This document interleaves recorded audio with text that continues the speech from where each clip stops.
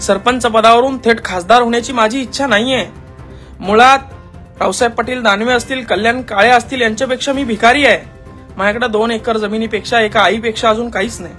यांच्याकडे हजारो लाखो करोड रुपयाची संपत्ती आहे। पण मित्र हो, माझ्याकडे 50-45 केसेस आहे। ज्या समाजाच्या नावावर, ज्या जनतेच्या नावावर, ज्या शेतकऱ्याच्या नावावर मी आंदोलन केले, त्यांच्यासाठी आवाज उचलला। ज्या ज्या वेळी अन्यायाविरुद्ध आवाज उचलला त्यावेळी एक नवीन केस यांनी माझ्यावर थोपण्याचा प्रयत्न केला। त्या केसेस घेऊन या ठिकाणी आम्ही आता रिंगणात उतरणार आहोत। आपण रावसाहेब दानवे यांना मतदान न करता कल्याण काळे यांना मतदान केलं तर हे काँग्रेसमध्ये निवडून आलेले लोक आपण बघतात, मागच्या काही वर्षापासून, मागच्या काही महिन्यापासून मंत्रीपद मिळालं नाही म्हणून भाजपमध्ये जातात।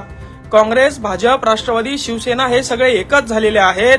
हे स्वतःच्या स्वार्थासाठी आपण आता जरी निवडून दिलं तर उद्या भाजपमध्ये जायला मागे पुढे पाहणार नाही। मंत्रीपदासाठी हे काहीही करू शकतात हे आपल्याला दिसून आले। आणि ज्यांनी आपल्याला मार खाऊ घातला, ज्यांनी आपल्या आई बहिणींच्या डोक्यात काट्या घातल्या, अशा लोकांना तर आपण मतदान मुळीच देऊ शकत नाही।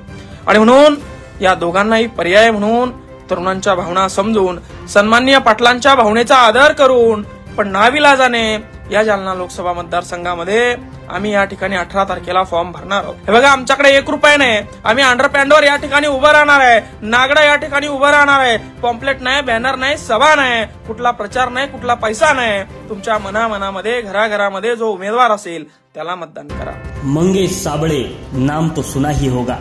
अगदी बरोबर, हे नाव तुम्ही ऐकलं असेल कदाचित। मराठा आंदोलनाच्या दरम्यान हे नाव प्रचंड चर्चेत आलं। त्यापूर्वी सुद्धा या नावाला वलय होतच। बरेच आंदोलनं शेतकरी बांधवांसाठी मंगेश साबळे या सरपंचांनी केली होती। बरेच आंदोलनं, त्यात नागडं आंदोलन असेल किंवा मग गळ्यामध्ये पैशाच्या माळा घालून त्याची उधळण करणारा तो व्हिडिओ मात्र सोशल मीडियावरती प्रचंड व्हायरल झाला आणि तो व्हिडिओ बऱ्याच शेअर सुद्धा झाला। तेव्हापासून मंगेश साबळे आणि सरपंच खऱ्या अर्थाने हे नाव चर्चेला आलं। पण त्याही पुढची गोष्ट ती म्हणजे मनोज जरांगे पाटील आणि मराठा आंदोलन ज्यावेळेला उभं राहिलं त्यावेळेला याच मराठा आंदोलनाला सहकार्य, सपोर्ट दाखवत मंगेश साबळे यांनी मैदानात उडी घेतली। त्यावेळी मनोज जरांगे पाटील यांच्या आंदोलनावर झालेला जो काही लाठीचार्ज होता तर त्या संदर्भात तीव्र निषेध व्यक्त करताना मंगेश साबळे यांनी स्वतःची गाडी पेटवून दिली आणि त्याचा व्हिडिओ सुद्धा सोशल मीडियावरती मराठा बांधवात प्रचंड फिरला। तो व्हिडिओ इतक्या जोरजोराने फिरत होता, मराठा आंदोलनाच्या दरम्यान स्वतःची गाडी पेटवून खऱ्या अर्थानं निषेध व्यक्त करणारा एकमेव सरपंच,